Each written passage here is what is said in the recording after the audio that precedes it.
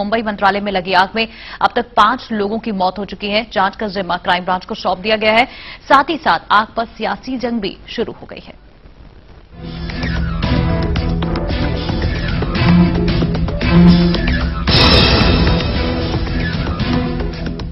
मुंबई मंत्रालय में आग, साजिश या हादसा?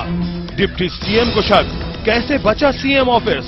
सीएम साहब के जो चेंबर है ना, उस चेंबर में वैसा ही चेयर, सोफा सेट, उनकी खुद की चेयर, इवन मैंने देखा उनकी चेयर और टेबल है, उसमें टेबल के ऊपर लेटर पैड जो रहता है वो पैड पड़ा हुआ था, उसको भी कुछ नहीं हुआ।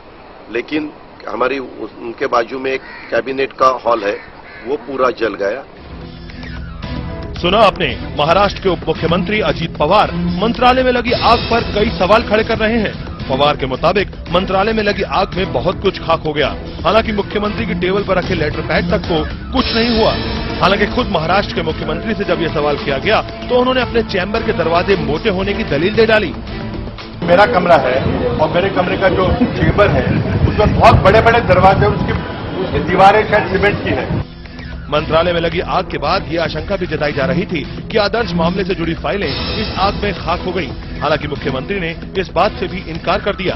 3 जो व्यक्ति पाए गए छठे फ्लोर पे, वो एक मीटिंग के लिए आए थे और एकदम इतना धुआं होगा, इसलिए कुछ लोग आप जानते हैं 65 लोग खिड़कियों से बाहर निकल के गए, वो शायद बेहोश हो गए थे इसलिए निकल नहीं पाए।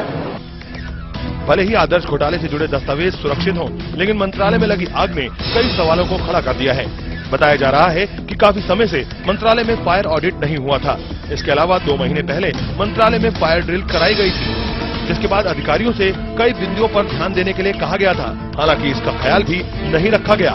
बहरहाल मंत्रालय के कर्मचारियों को 2 दिन की छुट्टी दे दी गई है। इमारत की कूलिंग की जा रही है, जिसके बाद आगे का कामकाज शुरू होगा। इस समय मुंबई से संजय पिलंकर।